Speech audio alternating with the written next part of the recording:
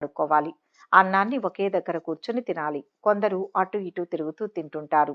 అలా అస్సలు తినకూడదని పండితులు చెబుతున్నారు. అలా తిరుగుతూ తినడం వల్ల అన్నపూర్ణాదేవికి కోపం వచ్చి మనల్ని దరిద్రులను చేస్తుందని వారు చెబుతున్నారు. అన్నం తినేటప్పుడు పళ్ళెం చుట్టూ మెతుకులు పడకుండా చూసుకోవాలి. ఒకవేళ మెతుకులు పడితే వాటిని తక్షణమే తీసివేయాలి.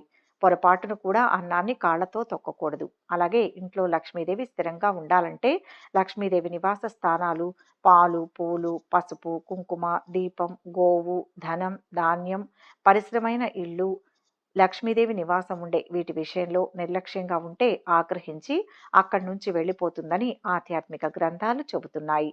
అందుకనే ఎప్పుడూ భక్తి శ్రద్ధలతో కొన్ని నియమాలతో వ్యవహరించవలసి ఉంటుంది.